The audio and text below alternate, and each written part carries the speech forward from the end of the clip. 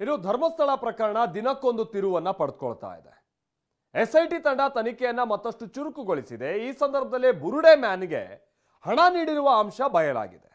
ಸದ್ಯ ಎಸ್ಐಟಿಗೆ ಸಿಕ್ಕಿರುವಂತಹ ಸ್ಫೋಟಕ ಸಂಗತಿಗಳು ಏನೇನು, ಇದ್ರ ಮುಂದುವರೆದ ಭಾಗ ಯಾವ ಕಡೆಗೆ ಹೋಗ್ಬೋದು ಈ ತನಿಖೆ, ಬನ್ನಿ ಕಂಪ್ಲೀಟ್ ರಿಪೋರ್ಟ್ ನಿಮ್ಮ ಮುಂದೆ ಇಡ್ತಾ ಇದ್ದೀವಿ.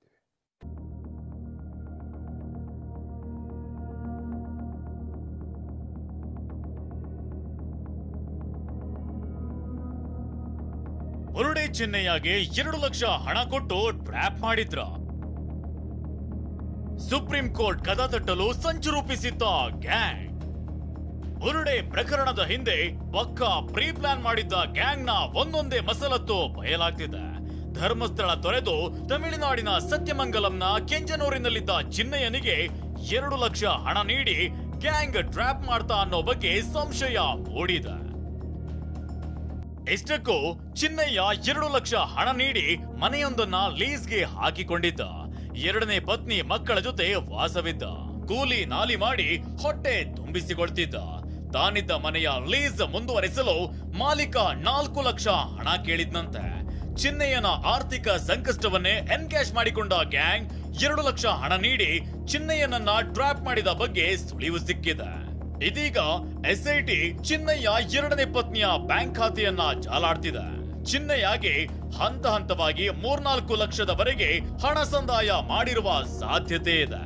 ನಗದು ರೂಪದಲ್ಲಿ ಹಣ ನೀಡಿರೋ ಬಗ್ಗೆ ಮಾಹಿತಿ ಸಿಕ್ಕಿದೆ ಎನ್ನಲಾಗ್ತಿದೆ.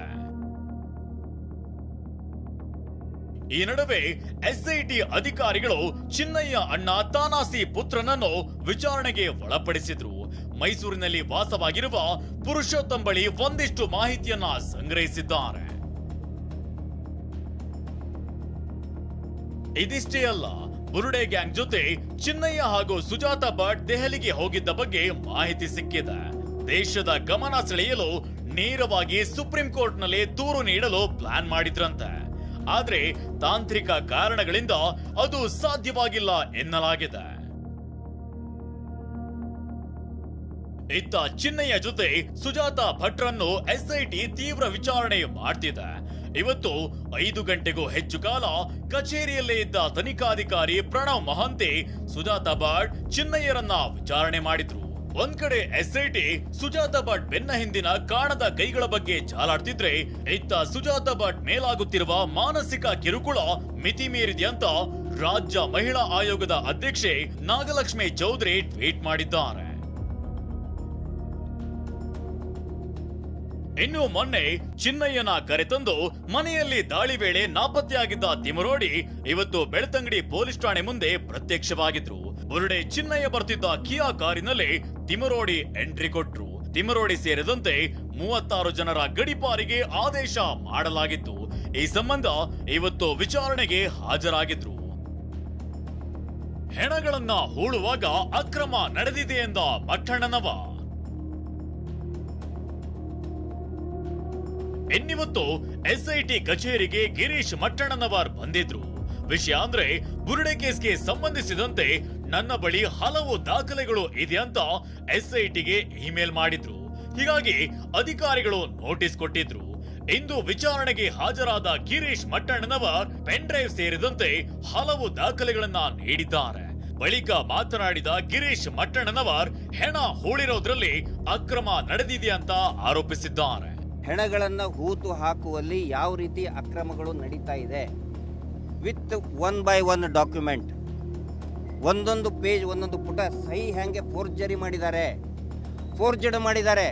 ಹೆಣ ಹೂತವನ ಹಾಕಿದವನು ಯಾರೋ, ಆನ್ ರೆಕಾರ್ಡ್ ತೋರಿಸಿದವ್ರು ಯಾರೋ, ಆ ವ್ಯಕ್ತಿಯ ಸಹಿ ಮಾಡಿದವನು ಇನ್ಯಾರೋ. ಇಲ್ಲಿ 15 ವರ್ಷದ ಒಂದು ಹುಡುಗಿ ಬೆಳಗ್ಗೆ ಸಾಯ್ತಾಳೆ. ಆ ನಂತರ ಅಟ್ ದ ಸೇಮ್ ಟೈಮ್ 40 ವರ್ಷದ ಒಬ್ಬ ಪುರುಷನ ದೇಹ ಒಂದೇ ದಿನ ಒಂದೇ ಅರ್ಜಿಯಲ್ಲಿನೇ ವಿಲೇವಾರಿ ಮಾಡ್ತಾರೆ. ಅಂದರೆ ಅಪ್ಪ ಮಗಳು ತಾನೆ, ಅಪ್ಪ ಮಗಳದು, ಅಪ್ಪಂದು ಅಸಹಜ ಸಾವು, ಮಗಳದು ಕೊಲೆ, ಯಾವ ತನಿಖೆನೂ ಆಗಲ್ಲ. ಇದು ದೇವಸ್ಥಾನಕ್ಕೆ ಅಪಚಾರನ? ನಮ್ಮ ಬಗ್ಗೆ ಹಿಂಗೆ ಸುಳ್ಳು ಅಪಪ್ರಚಾರ ಮಾಡಿ ಜೈಲಿಗೆ ಹಾಕೋದಾದರೆ ನಾವು ಆಂಟಿಸಿಪೇಟರಿ ಬೇಲ್ ತಗೊಳ್ಳೋದಿಲ್ಲ ಅಂತ ನಾವು ತೀರ್ಮಾನ ಮಾಡಿದ್ದೀವಿ. ಮಹಾತ್ಮ ಗಾಂಧೀಜಿಯ ತತ್ವವನ್ನು ಅದನ್ನು ಸರಿ ಸುಳ್ಳು ಹೇಳಿ ನಮಗೆ ಜೈಲಿಗೆ ಹಾಕ್ತಾರ? ನಾವು ಆಂಟಿಸಿಪೇಟರಿ ತಗೊಳ್ಳಲ್ಲ. ಜೈಲಿಗೆ ಹಾಕ್ತಾರ, ಹಾಕ್ಲಿ. ಆದ್ರೆ ಇವತ್ತು ವಿಚಾರಣೆಗೆ ಹಾಜರಾಗಬೇಕಿದ್ದ ಯೂಟ್ಯೂಬರ್ ಸಮೀರ್ ಅನಾರೋಗ್ಯದ ನೆಪ ಹೇಳಿ ಇವತ್ತು ವಿಚಾರಣೆಗೆ ಗೈರಾಗಿದ್ರು. ಅದೇನೇ ಇರ್ಲಿ, ಎಸ್ಐಟಿ ತನಿಖೆ ಚುರುಕುಗೊಂಡಂತೆಲ್ಲ ಒಂದೊಂದೇ ಕಟು ಸತ್ಯಗಳು ಬಯಲಾಗ್ತಿದೆ, ಒಂದೊಂದೇ ಮುಖವಾಡ ಕಳಚುತ್ತಿದೆ. ಪೃಥ್ವಿ, TV9 ಮಂಗಳೂರು.